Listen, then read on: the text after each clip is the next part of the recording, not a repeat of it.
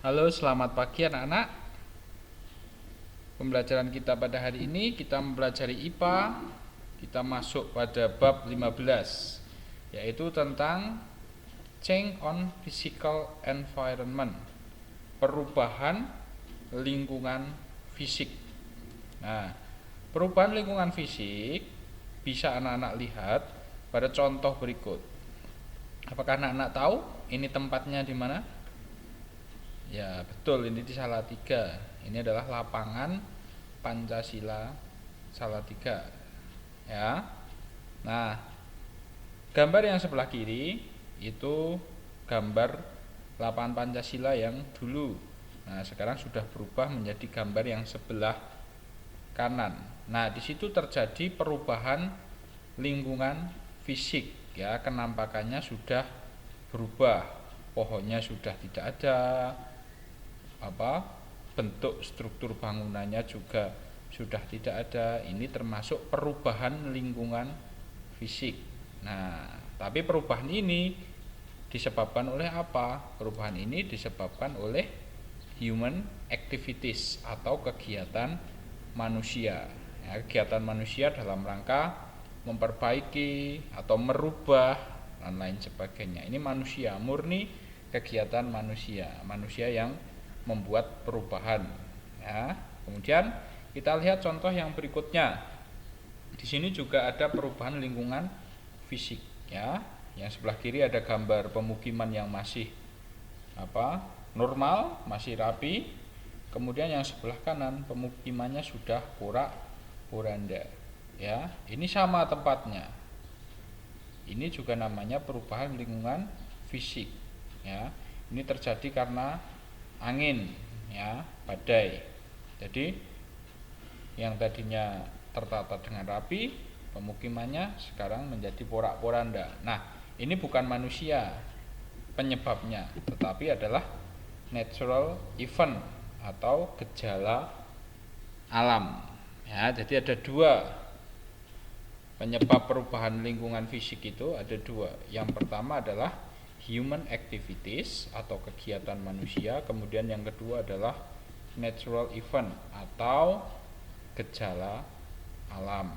Nah, yang nomor satu, human activities itu contohnya seperti tadi, merubah tempat, kemudian menebang hutan. Yang tadinya hutan dijadikan lahan persawahan, bisa. Tadinya hutan dibuat pemukiman, bisa. Nah, itu akibat kegiatan manusia. Ya. Tadinya sawah dirubah menjadi jalan raya. Nah, tadinya bukit kemudian dibuat jalan tol misalnya. Nah, kemudian yang kedua adalah natural event atau gejala alam. Nah, yang akan kita pelajari pada bab ini adalah yang penyebabnya adalah gejala alam. Nah, gejala alam itu bisa disebabkan oleh karena angin, ya, wind. Kemudian rain, hujan. Kemudian sunlight, cahaya matahari. Kemudian ada sea wave atau gelombang air laut. Nah, kita akan bahas satu persatu. Nah, kita mulai dari wind, angin. Ya. Angin ini ada dua. Yang pertama itu angin yang dapat kita gunakan untuk membantu aktivitas manusia. Kita bisa menggunakannya untuk energi alternatif seperti yang sudah kita pelajari. Tetapi kalau angin yang seperti pada gambar berikut itu angin yang sifatnya merusak, ya. Ini namanya angin tornado, ya. Angin yang bersifat merusak, destruktif tornado ini contohnya itu bisa menyebabkan perubahan lingkungan fisik. Ya. Kalau angin ini mengenai pemukiman warga, nah pasti akan porak-poranda, ya. Pemukiman yang rapi, sudah tertata, bisa porak-poranda seperti pada gambar yang tadi. Nah, ini angin dapat menyebabkan perubahan lingkungan fisik. Nah, kemudian hujan.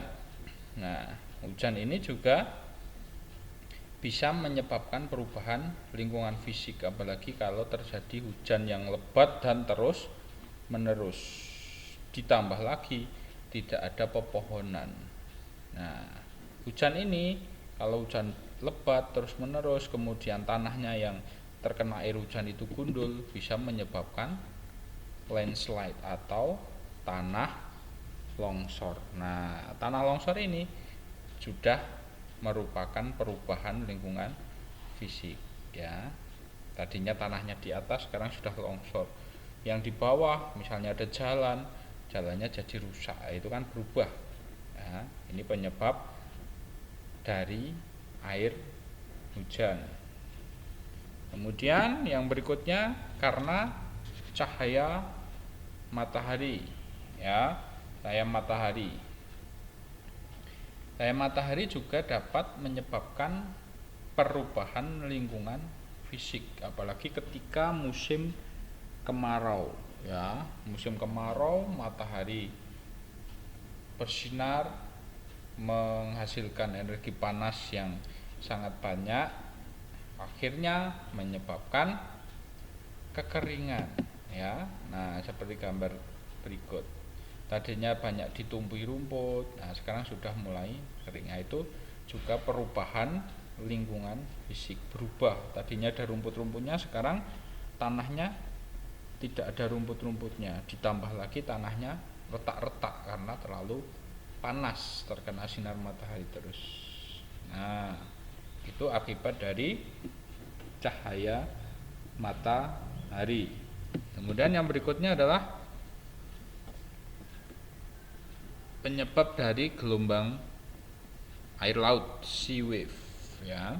Nah, gelombang air laut ini bisa kita manfaatkan juga sebagai energi alternatif, tapi juga kadang bisa menyebabkan perubahan lingkungan fisik. Nah, coba anak-anak perhatikan gambarnya. Itu lama kelamaan kalau air laut itu, gelombang air laut itu menabrak pantai, ya, menabrak tebing itu, lama kelamaan pasti akan terkikis, ya. Terkikis lama-lama akan semakin habis, ya, sehingga menyebabkan hilang garisnya ini, hilang tebingnya ini. Akhirnya daratan menjadi lebih sempit, terus menerus berlangsung bertahun-tahun, beratus-ratus tahun, ya. Itu bisa menyebabkan terkikis. Nah, ini namanya abrasi. Nah, abrasi ini juga termasuk perubahan lingkungan fisik, ya. Tadinya daratannya luas, sekarang menjadi sempit. Nah, itu ya. Jadi ada angin, ada air hujan, ada cahaya matahari, kemudian ada gelombang air laut. Nah, sekarang kita akan melanjutkan tentang pengaruh perubahan lingkungan fisik terhadap daratan. The influence of physical environment change on land. Nah, jadi apa pengaruh perubahan lingkungan fisik terhadap daratan? Yang pertama adalah erosion, ya. Erosi ini adalah pengikisan tanah akibat angin atau air atau juga es. Nah, ini pada gambar ini kebetulan akibat air. Nah, air yang mengalir, apakah dari air hujan, pasti kan akan mengikis tanah yang ada di atasnya, ya. Kalau tanah itu gundul, tidak ditumbuhi tumbuh-tumbuhan, pasti akan terkikis kemudian terbawa oleh aliran air tersebut, ya. Nah, aliran tersebut nanti masuk ke dalam sungai. Nah, akhirnya di sungai itu terjadi sedimentasi. Sisa-sisa yang dibawa itu mengendap di sungai. Nah, menyebabkan sungai menjadi dangkal. Itu terkikis, ya. Lama-lama kan habis kalau terkikis. Ya, makanya harus ditanami tanaman supaya tidak terkikis. Nah, erosi ini dapat menyebabkan apa? Yang pertama, decrease soil fertility atau berkurangnya kesuburan tanah. Biasanya tanah yang paling subur itu kan yang bagian atas, anak-anak. Nah, kalau yang bagian atas itu terkikis oleh aliran air atau air hujan, nah pasti kesuburan itu akan berkurang karena yang dalam-dalam itu kurang subur. Yang paling subur itu tanah yang bagian atas, ya. Jadi erosi menyebabkan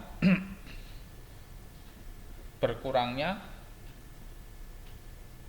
kesuburan tanah, maka harus dicegah, ya.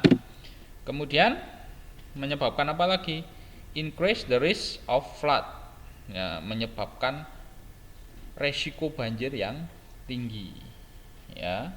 Kenapa kok menyebabkan resiko banjir yang tinggi? Karena erosi, ya. Karena ketika terjadi erosi, itu kemampuan tanah untuk menyerap air itu sangat rendah, sangat turun, rendah. Jadi air itu tidak mampu meresap ke dalam tanah, ya. Sehingga air itu semuanya mengalir, apalagi mengalir ke pemukiman, nah, menyebabkan banjir. Nah, makanya harus dicegah juga ini. Kemudian yang berikutnya adalah river become shallow, atau sungai-sungai itu menjadi dangkal. Kenapa bisa dangkal? Nah, karena itu kikisan yang terbawa air itu nanti akan mengendap di sungai. Nah, sungainya lama-kelamaan akan dangkal, ya. Bahkan nanti sungai itu tidak bisa dialiri air lagi, akhirnya membentuk delta. Nah, karena sedimentasi itu berlangsung terus menerus, ya. Nah, sehingga kalau sungainya tersumbat karena sedimentasi dan lain sebagainya, ya, meningkatkan risiko banjir juga karena meluap pasti, ya. Nah, itu karena erosi. Erosi tadi adalah pengikisan tanah karena air, bisa karena anginnya besar terus tanahnya ikut terbawa angin, nah itu namanya juga erosi. Atau es, ya, es yang biasanya ada di daerah kutub itu juga, ya. Nah, yang berikutnya adalah abrasion, ya. Abrasi itu adalah pengikisan tanah karena air laut. Nah, ya. Abrasi ini bersifat merusak karena dia akan merusak garis pantai, ya. Jadi garis pantainya semakin lama semakin habis, semakin menghabiskan daratan. Ini juga perlu dicegah, ya, karena abrasi itu menyebabkan reduce size of land, daratan menjadi sempit. Bahkan kalau pulau yang sangat kecil tidak menutup kemungkinan bisa hilang, bisa jadi laut semua. Nah, karena terkikis lah, kikisannya kemana? Mengendap ke dasar laut, ya. Akhirnya daratan itu hilang. Kalau yang daratannya masih luas, ya menjadi lebih sempit, makanya perlu dicegah. Nah, ini disebabkan oleh alam. Kemudian yang berikutnya adalah flood atau banjir, ya. Banjir itu biasanya disebabkan karena hujan deras dalam waktu yang lama. Nah, tapi kemampuan tanah itu untuk menyerap air sudah berkurang karena sudah banyak pepohonan yang ditebangi. Lagi-lagi kalau sungai itu penuh dengan sampah atau sedimentasi dan bisa meluap. Nah, itu penyebab banjir. Makanya harus dicegah, ya. Nah, banjir akan menyebabkan apa? Human cannot do activities. Manusia itu tidak bisa melakukan aktivitas. Bagaimana melakukan aktivitas? Mau keluar aja susah itu, ya. Nah, mau sekolah, anak-anak berani kalau sekolah ketika banjir seperti itu, kalau besar seperti itu, berani. Nanti bisa hanyut terbawa aliran, ya. Dan bisa menyebabkan banyak penyakit juga kalau air tergenang terlalu lama, ya. Kemudian harvest failure atau kegagalan panen, ini bagi petani. Ketika gagal panen, nah akhirnya tidak ada yang memproduksi makanan. Nah, makanan jadi langka. Nah, ini merugikan, makanya harus dicegah. Dan yang berikutnya adalah landslide atau tanah longsor ya. Nah, ini juga merugikan ini ya. Ini disebabkan karena tadi hujan yang lebat, kemudian tidak ada pepohonan yang menopang, menahan akar-akarnya itu. Kemudian tanah atasnya terkikis, akhirnya longsor ya. Nah, ini longsor ini menyebabkan apa? Menyebabkan kerusakan pada pemukiman, rumah-rumah rusak, jalan-jalan rusak. Apapun yang terkena itu pasti akan rusak. Makanya perlu dicegah. Nah, itu anak-anak.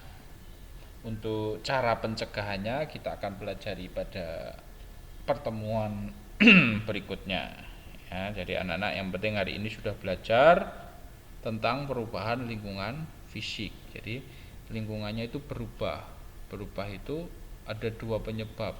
Yang pertama karena human activities atau kegiatan manusia, kemudian bisa karena gejala alam, murni karena alam ya. Nah, yang karena alam apa saja? Karena angin, karena cahaya matahari, karena gelombang air laut, kemudian karena hujan. Nah, angin, gelombang air laut, hujan, cahaya matahari dapat menyebabkan apa? Dapat menyebabkan erosi, dapat menyebabkan abrasi, dapat menyebabkan tanah longsor, dapat menyebabkan banjir. Dan semuanya itu harus dicegah. Anak-anak, nah demikian pembelajaran kita pada hari ini. Semoga anak-anak dapat paham ya tentang pelajaran hari ini. Sampai jumpa anak-anak. Terima kasih.